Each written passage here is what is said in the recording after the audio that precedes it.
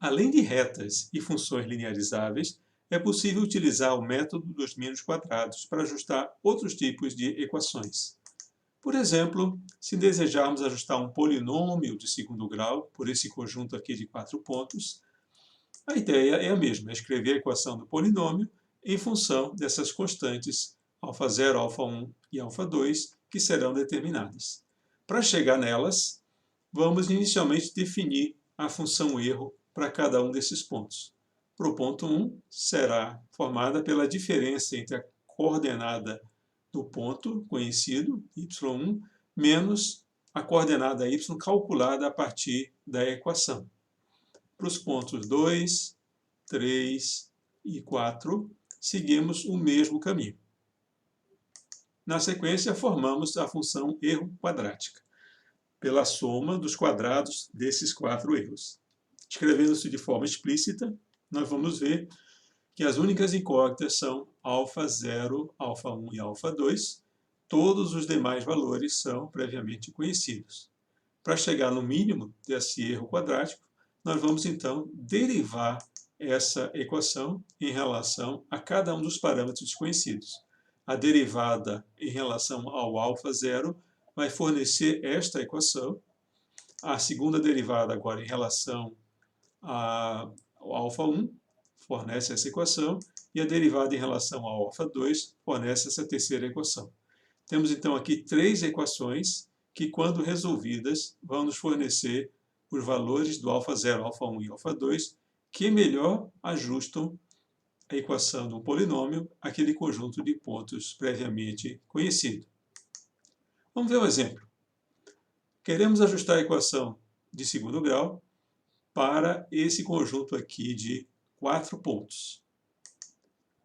Aqui estão as equações, que também são chamadas aqui de equações normais. Se nós substituirmos cada um desses termos, por exemplo, o somatório dos valores de y, seria 9 mais 2 mais 1 mais 6, vai dar 18. E assim para as demais equações, nós teríamos um sistema com 3 equações, a 3 incógnitas, cuja solução nos levaria a α0, α1 e α2 iguais a esses valores, que produzem a equação do polinômio igual a essa que está aqui em cima. Podemos estender esse conceito para ajustar polinômios de graus mais elevados. Por exemplo, um polinômio de grau p, ele seria escrito dessa forma, sendo que o último termo seria αp, que multiplica x elevado à potência p. Da mesma forma, formamos os erros quadráticos, derivamos a equação dos erros quadráticos em relação a cada um dos parâmetros e chegaremos a um conjunto de p mais 1 equações normais. A primeira está aqui representada, a segunda, e assim até a última das equações. Então precisamos resolver esse sistema de equações para encontrar os valores do α0, α1, α2 até o αp. Uma outra classe de problemas que também pode ser resolvida pelo método dos mínimos quadrados é a chamada regressão linear múltipla. O que é isso? São funções lineares de 2 ou mais variáveis. Um exemplo simples, envolvendo aqui 2 variáveis, é esse. Z é igual a um certo α0 mais α1 vezes a variável x mais α2 vezes a variável y. São 2 variáveis diferentes que estão na potência 1. Portanto, é uma função linear de x e de y. Se nós formarmos a função erro quadrático e seguir no mesmo caminho, derivarmos em relação a cada um dos alfas, nós vamos chegar a um conjunto de equações normais que vão ter esse aspecto que está aqui, que a gente consegue também resolver. No caso aqui, 3 equações, 3 incógnitas, e a solução é trivial. Vamos aplicar esse conceito para calcular a equação de um plano, que vai ter esse formato aqui. Para isso, vamos considerar um conjunto aqui de 6 pontos, cujas coordenadas x, y e z estão aqui apresentadas. E nós aproveitamos essa mesma tabela e já calculamos uma série de termos que nós vamos usar nas equações normais. Veja que aparece uma série de somatórios, somatórios de produtos, somatórios de quadrados. Todos eles estão sendo calculados aqui.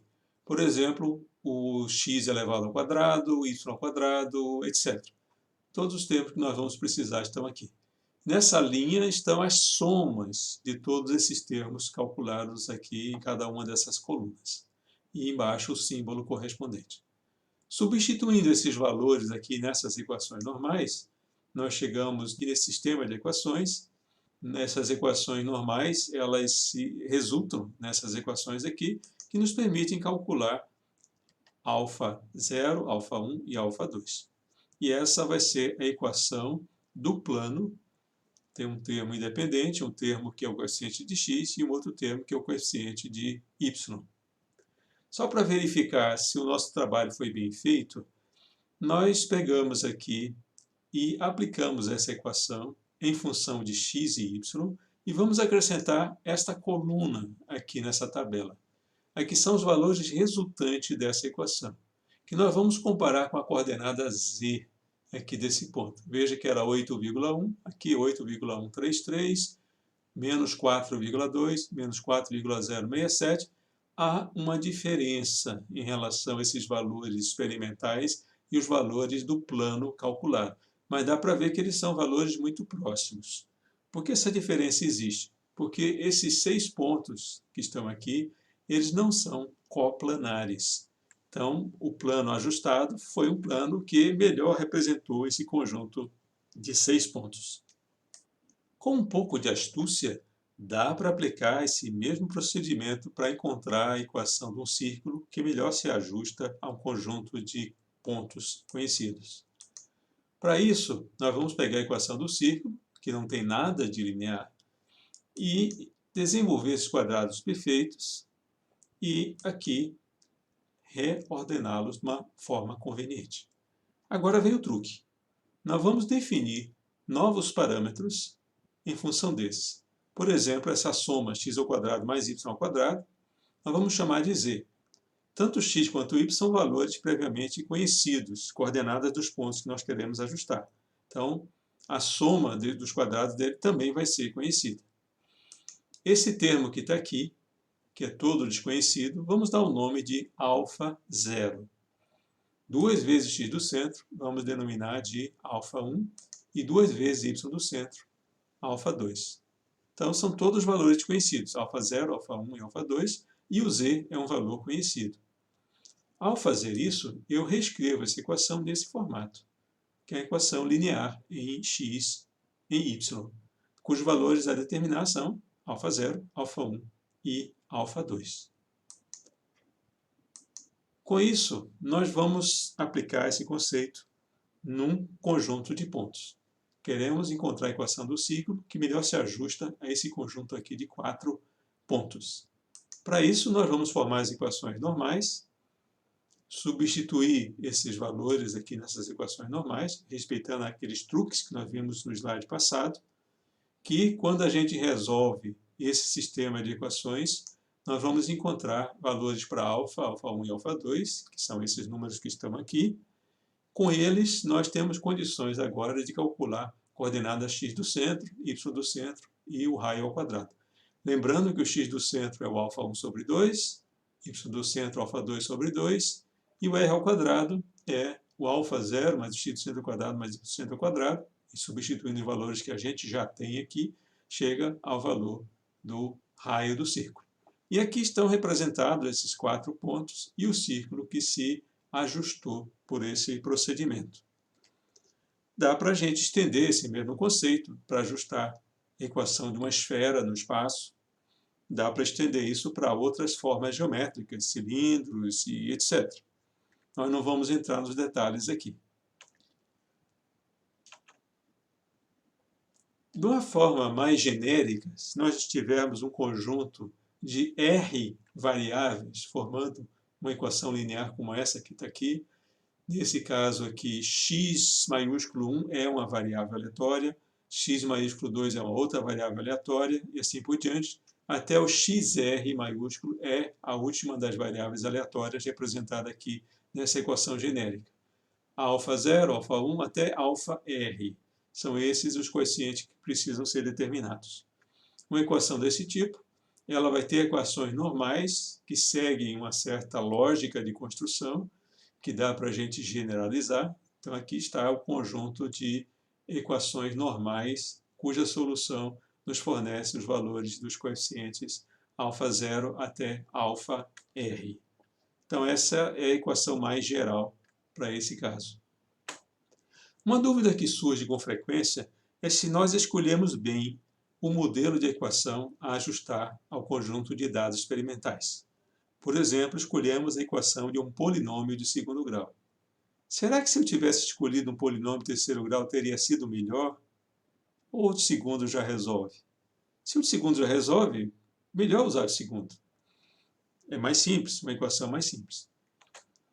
A pergunta é essa: como saber se o modelo matemático foi bem escolhido? A receita que a gente sugere aqui é você plotar os resíduos e procure observar se os resíduos apresentam ou não uma tendência definida. Se não apresentarem, é um bom sinal. Segundo, se os resíduos eles são normalmente distribuídos. Se forem, é um sinal excelente. Vamos ver aqui um exemplo. O conjunto de pontos foi ajustado à equação de uma reta. Aqui embaixo estamos plotando os resíduos, as diferenças entre as coordenadas y de cada ponto e a coordenada y calculada pela reta. Estamos vendo aqui uma massa de pontos sem um padrão muito bem definido, eles estão bem dispersos. Parece que a escolha foi boa. Para esse outro conjunto de pontos aqui, nós também ajustamos a equação de uma reta. Ao plotar os resíduos, a gente vê esse tipo de padrão que está aqui. Existe, então, uma tendência que não foi absorvida pelo modelo que nós escolhemos. Portanto, uma reta não é uma boa escolha para esse conjunto de valores que está aqui. Poderíamos tentar uma equação de segundo grau e verificar se esse formato aqui de U ele desaparece. Muito provavelmente vai desaparecer e os resíduos que sobrarem teriam que ter esse comportamento aleatório que a gente está vendo aqui à esquerda.